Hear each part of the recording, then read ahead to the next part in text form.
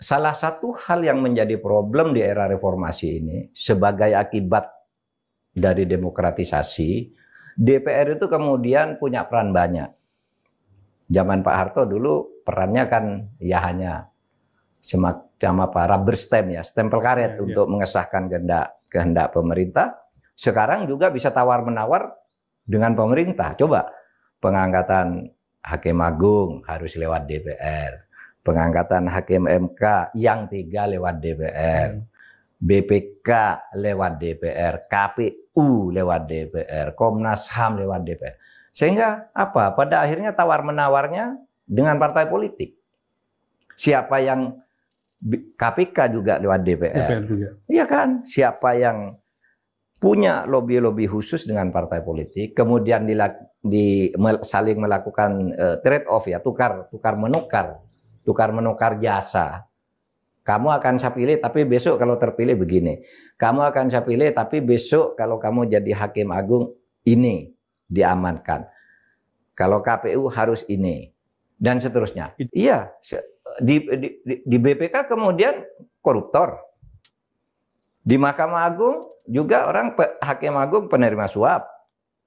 Iya kan? Iya. Nah, yang seperti itu merupakan akibat lain sebagai konsekuensi baru dari demokrasi yang tidak terkendali.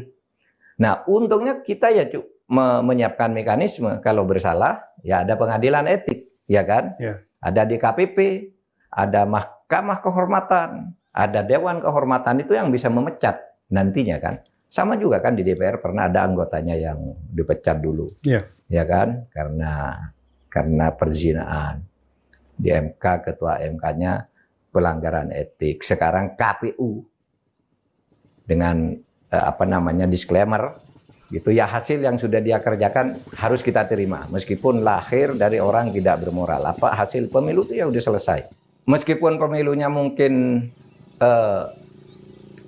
relatif baik gitu, tapi kalau dengan kualitas pemilihan seperti itu orang menjadi ragu. Karena apa? Karena secara moral kalau orang seperti itu, jangankan membohongi rakyat yang tidak ngelihat dia langsung, membohongi istrinya yang sehari-hari dengan dia aja bisa. Anaknya dipermalukan, istrinya dipermalukan, institusinya dipermalukan. Dan merasa tenang. Sudah mengingatkan dari awal, bahkan ketika baru terpilih datang ke kantor saya, Anda berlaku baik pun pasti akan dituduh curang. Betul. Kan saya berpidato begitu. Betul. Dan saya juga pernah baru-baru mau mulai gitu. Sebuah partai ketika mengatur partai yang boleh ikut pemilu dan tidak, itu sudah terjadi kecurangan, terjadi ketidakberesan. Sehingga ada satu partai itu sama kondisinya dengan partai lain, ya.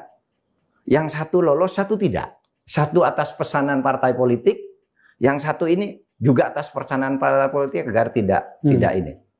Datang ke saya. Maka saya selesai karena partai ini sama kondisinya dengan ini. Ya, saya sama kondisinya dengan ini. Kenapa yang ini masuk ini tidak?